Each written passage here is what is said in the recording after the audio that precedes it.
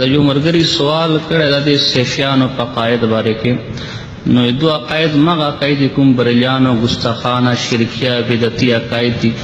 او دا سپټ ټول بریلیان دي. په دې باندې ما تفصیلي مضمون د ترجمان اناور رساله کې صوفي بریلوي هغه تفصیل وګوره او تفصیلی عقاید پر متکلم اسلام مولانا الیاس گومن صاحب چې کوم کتاب د شرک صوفیه کا تحقیقی جایزه مطالعه کو زه مختصرا دلته یو څو عقاید استاسو او مخکې پیش کوم. دا ایدو د کوم غټ پیر سیف الرحمن دغه کتاب د هدایت السالکین فی رد المنکرین دا اولنې تبع دا اوس کوم نوی ایډیشن ندی به تحریف وشولو چې کوم اولنې تبع ول ناشر مدرسه دارالعلوم عربیه حنفیه صوفیه دا د هغه زه حواله ورکم. دې کې لیکلي دي چې شیخ المشایخ اخند زاده سیف الرحمن صاحب تشریف فرما ہوتے ہیں اور رسول اکرم صلی اللہ علیہ وسلم بھی تشریف فرما، یعنی پیر سیف الرحمن ہم ناسول اور نبی اکرم صلی اللہ علیہ وسلم یو مجلس کی ناسو. نو اسی اسنا میں نو اندے درمیان کے رسول اکرم صلی اللہ فرماتے نبی اکرم صلی اللہ فرمائے کہ اخند زاده سیف الرحمن صاحب اگرچہ ولی اللہ نبی نہیں کہ پیر سیف الرحمن اگرچہ دے اللہ ولی دا نبی ندا خو لیکن اس کے علو شان کی وجہ سے خود دے بلندی دے علو شان دے وجہ نا اس ہستی کو قیامت میں انبیاء کے صف میں کھڑا کروں گا. دا پیر سیف الرحمن جب قیامت پورے دے انبیاء بصف کے بودرم استغفر اللہ معاذ اللہ دا کونے کے دو دا کی دا چ پیر سیف الرحمن معاذ اللہ دے اللہ نبی دا او قیامت پر جگہ دے انبیاء پر صف کے بولاڑی معاذ اللہ استغفر اللہ. انتا کشان صفحہ نمبر 328 328 مانے دلی کی چھے دا پیر سیف الرحمن بارے کے کہ جد الرحمن چکم دا کنا لوگ اروا خواش مدد یہ دا ساتھ قسمی خوارے کے سیف یہ سیف وہی تلوار ہے چکم دا سیف الرحمن نمی رکھن دے کہ چکم سیف دا سیف دا مغتورہ دا جہاں بدر میں مشرکین جس سے بدر میں مشرکین کی گردن اس کے ذریعے کاٹی گئی ہیں کہ چکم مشرکین دے مرے چکم یوم بدر پر دے جنگ بدر کے چې د مشرکینو مرې چې به کومې تورې مانې غوسې کړې وې چې کوم به تورې مانې مشرکین یې مړ کړي وو مغه سیف مغه تلوار د نبي اکرم صلی الله علیه وسلم دغه سیف الرحمن معاذ الله استغفر الله دا څومره غټه ګستاخي نبی اکرم صلی الله علیه وسلم په شان کې ده. انده کارنګ صفحه نمبر 330 باندې لیکل دا کې دا لیکلی چې د ګوره د مودا عقیده د نبی اکرم صلی الله علیه وسلم برابر هیڅ کوم نشي کېدلی هغې درجې ته هیڅ کوم نشي رسېدلی. خو دا دلته لیکي چې پاکستان میں د نبی اکرم صلی الله علیه وسلم یو قول نقل کوي چې بالکل بس پټ بدروغ ده چې په پاکستان کې پیر سیف الرحمن پیر عراقی خراسانی میرا نائب اور پاکستان کے پیر سیف الرحمن ماں نائب دا ان کی صحبت جاؤ ان کی صحبت میری صحبت ہے یہ دفع صحبت کے لاڑ سے دس صحبت ما صحبت تماز اللہ استغفر اللہ. نبی اکرم صلی اللہ علیہ وسلم کو صحبت کے خلق صحابہ جوڑ دو یہ دے مطلب دا لیکن پیر سیف الرحمن مریدین دا اٹھول معاذ اللہ صحابہ دی. انتا کریں گے 333 انتا کریں گے انتا کتاب کے صفحہ نمبر 323 مال ہونے کے طول عمر بکراشی کے ترشے پختوں کے لونے صفانہ دے دے پر ازم عادت غوارم لیکلی چې خواب میں دیکھا کہ غوث العظم دے شیخ عبدالقادر جیلانی پیرانی پیر مولا چې اغیلا دو غوث العظم اغیل باری کلی کہ اغیل توہین کی کہ غوث العظم مشرق کی طرف سے 14ویں رات کے چاند کی شکل میں نمودار ہوتے شیخ عبدالقادر جیلانی رحمہ مولا دے مشرق کی طرف نہ دے 14 سپگنو بنے کے راہ نمودار کی گی اور مبارک رحمہ مولا مغرب طرف سے سورج کی شکل میں اس پالا دا اس طرح کے لڑا دے سپگمینہ زیاد ہوئی معاذ اللہ دلتا شیخ عبدالقادر جیلانی تا سپوگمے یای او خپل ځان ته چاند سورج ورته سترګه ورته نو د څومره کله توهین ده. انتا کا شان دے دا یو بل توہین دے حقیقہ کہتے ہیں شیخ عبدالقادر جیلانی رحمہ اللہ یو بل توہین کئی کہ حضرت صفحہ نمبر 324 میں حضرت پیر محی الدین جیلانی یعنی کم شیخ عبدالقادر جیلانی دا جچیلا غوث اعظم اپنے اثر میں مجدد بخفل وقت کے مجدد اور مصاب مبارک اثر حاضر کے مجدد افخم اور دے نن زمانے مجدد پیر سیف الرحمن دا رسول اکرم صلی اللہ علیہ وسلم کے نائب نبی اکرم صلی اللہ علیہ وسلم نائب دا اور حضرت پیران پیر صاحب رحمہ عبدیت کے مقام سے مشرف تھے اور پیران پیر دے مقام عبدیت نہ مشرف اور سید حضرت مبارک صاحب 6 مقامات عبدیت کے مقام سے فوق طے کی ہیں یعنی پیران پیر پر مقام عبدیت ماندے ول او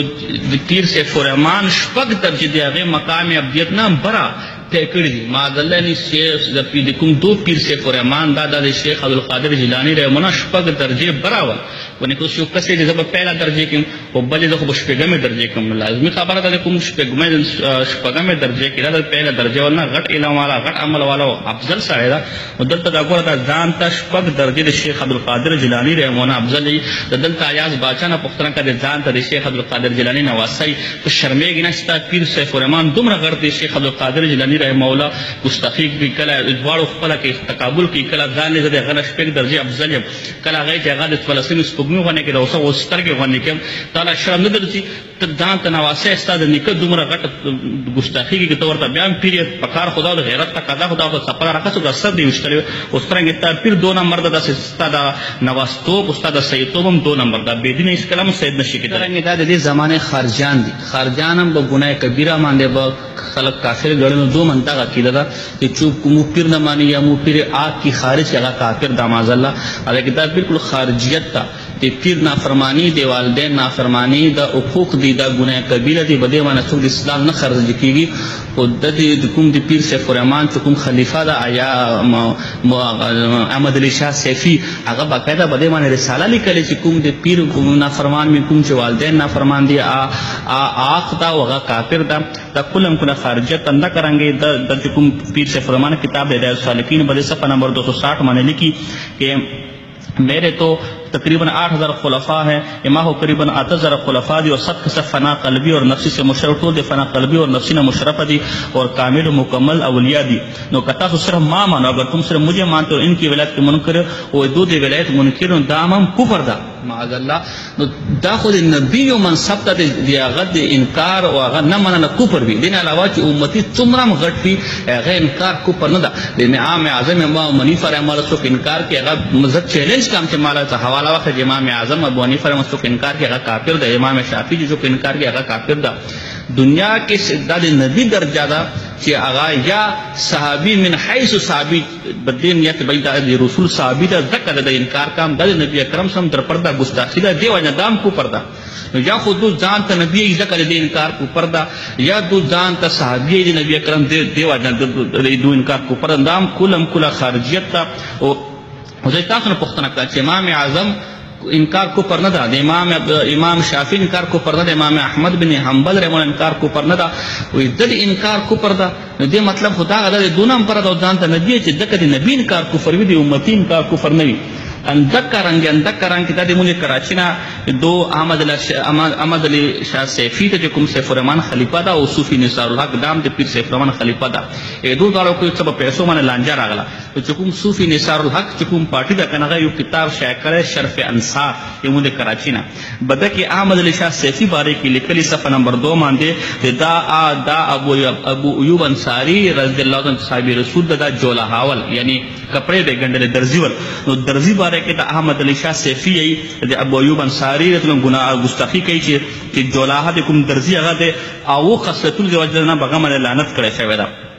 یو همیشه جګړه کوي بل د اوبو ګلاس ورکی بل د کنه هغه بنخرو سره چلیږي بهرحال دا تفصیل لیکلی خو اصل حواله دا هغه ده چې په جولاهو باندې دو لعنت کړی ده د کوم احمد علی شاه سیفی ده د پیر سیف الرحمن خلیفه ده او د کوم صوفي نثار الحق گروپ تا آغای چې دا جولاها خو ابو ایوب انصاری رضی الله تعالی عنہ صحابي رسول تا معاذ در پرده به صحابي رسول باندې لعنت وکړو د دومره غټ بې ایمانه دي دومره غټ لعنتي دي چې دو در پرده به صحابي رسول باندې معاذ الله استغفر الله لعنت کوي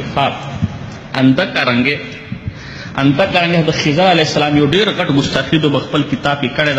دا چې اظهار الحق کتاب د کوم احمد علی سیفی شایع کړی دا او بدامانه د پیر سیف الرحمن بچو تصدیقات هم دي د کوم لاهور کې کوم آستانه د مرکزی د پیر سیف الرحمن هغه دنه د کتاب شایع شوی دا هغه کې لیکل دا چې د حضرت خضر علیه السلام څومره غټه ګستاخی ده د حضرت میاں دالی کې چې بھئی مرید کو کیسا ہونا چاہیے کوئی مرید بس رنگی تو دیکھ لیکن تو میاں صاحب رحمہ حضرت جی سے مسافہ کیا اور ان کے ہاتھ مبارک کو بوسہ دیا حضرت جی صاحب نے ارشاد فرمایا کہ سفید رش بزرگ حضرت خضر علیہ السلام ہے کونے کہ یو مرید خپل پیر تلاړ پیر لاس سره لاس ملاو کو لاس باندې ون لاس ته واغه بوسه ور کړه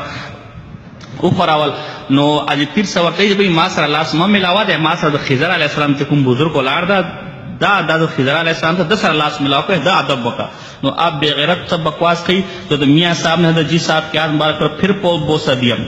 خضر علیہ السلام اگر ملاقات نہ کر لاش سے ملاو نہ کر دوبارہ اندر پھر صاحب سے لاش ملا کرو اور فرمایا قربان میرے لیے خضر آپ ہیں. معاذ اللہ دماغ پر خضر تھے استغفر اللہ. دا اظہار ایک صفحہ نمبر 132 دا دمرا غٹا گستاخی دو کرن تک کا شان دے. ایدو یو بلا رسالہ دا السیف الصارم ایدو دا کوم دی آستانه نه راشای کیږي ایدو دی مستند رسالہ دا ماهنامه دا هغه حواله ما سره دا او دا جی